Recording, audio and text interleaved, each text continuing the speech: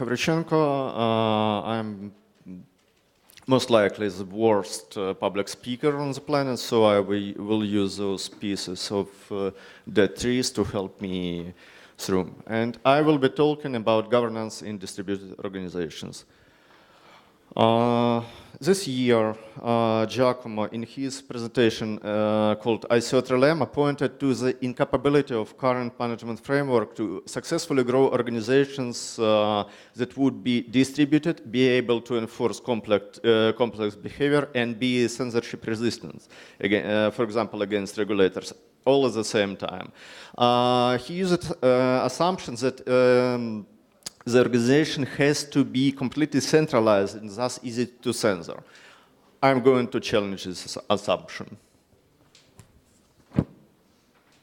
Why censorship resistance is important? On the first glance, the idea of regulation seems quite attractive. But it's broken by design because regulation could be done only by prohibiting censoring out some possible actions of you as economic agent. Thus, you become subordinate to the regulator, giving him more and more power with each step of regulation. And it grows until it brings the system to the halt. If you're in doubt, just check the recent Shapeshift public release about bringing KYC on their platform. So to build really effective organizations, we have to build them in censorship-resistant way. Yet, despite the progress, the recent progress in censorship-resistant technologies, they still have difficult time in enforcing complex behavior that could not be specified at the design time.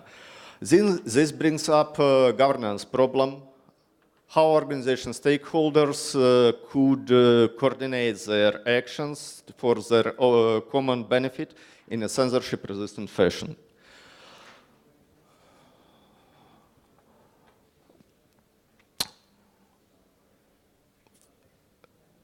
Actually, centralized organizations are fine. They are good.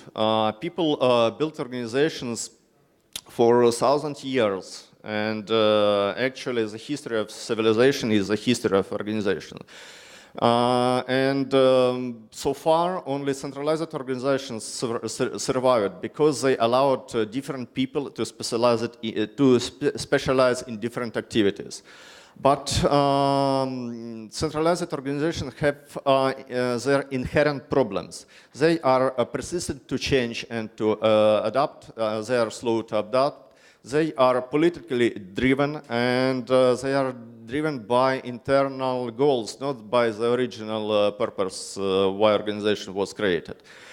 This is due to two fundamental problems. First one is principal-agent problems.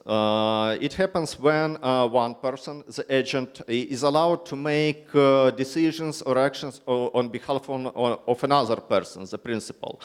In this situation, there are issues of moral hazard and conflicts of interest. Second problem is Hayek's local knowledge problem. It's related to the fact that in the real world, the information is dispersed, incomplete, and frequently contradictory. On the other hand, Naval Ravikant recently gave us a hint. Scaling a company by code and contracts instead of people mitigates the principal action problem. Scaling by community-generated code and content mitigates Hayek local knowledge problem. Let's take that hint. But some background first. Since late 50s last century, most innovations happen not in the big corporations, but in startups. This fact is now such a common knowledge that people, by default, consider that innovation can happen only in startups. But let's recall the definition of a startup by Steve Blank. A startup is an organization formed to search for a repeatable and scalable business model. In other words, startups are extremely unstable just because they do not still have a proven and scalable business model, and they have to be much closer to the reality. Yet successful startups have to grow into big companies, and unsuccessful startups unfortunately die. They frequently die because they build the products that nobody needs.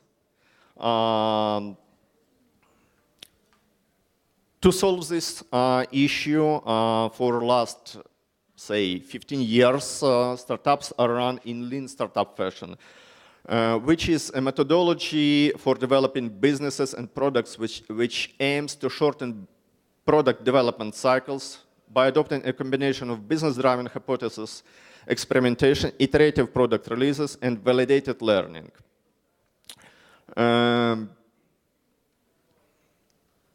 What this means for us? Forget vanity metrics. For example, the market cap of our favorite cryptocurrency. Focus on what is really important for the goal of our startup, to help search for repeatable and scalable business model. In particular, concepts of actionable metrics, innovation accounting, and business build, measure, learn cycle allow to focus organization on what's actually important instead of politics around vanity metrics. Let's build something, measure important stuff, learn, and formulate new hypotheses about the market.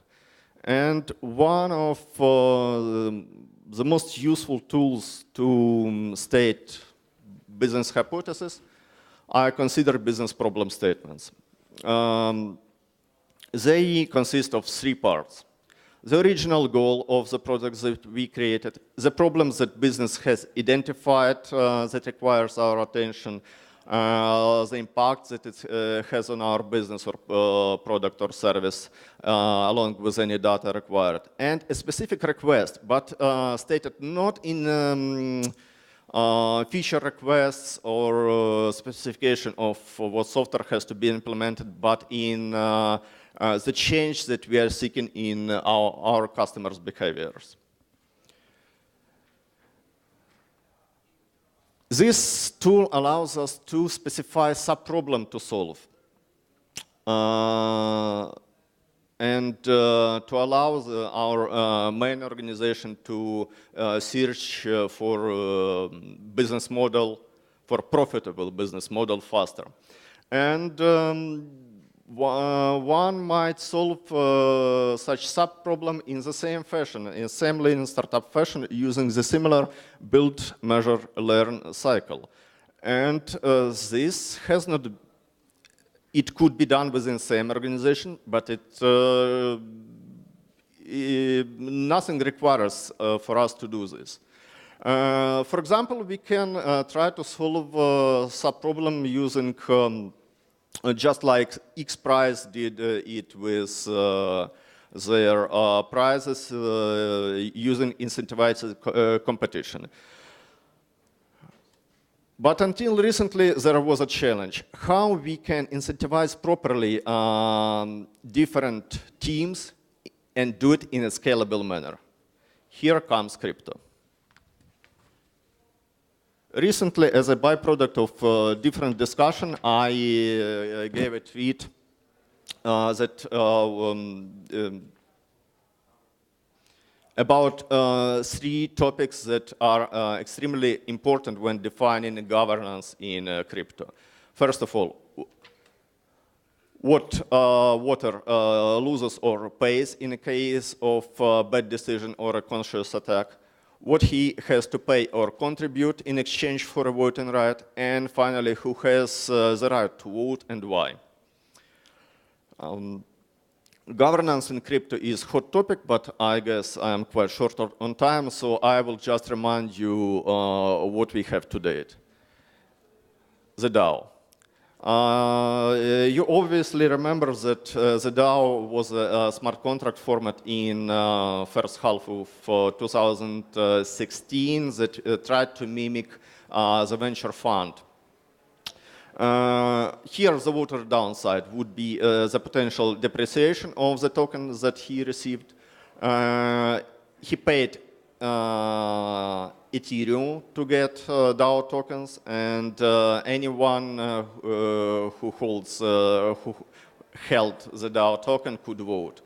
But the DAO contract was very complex, and it touched a lot of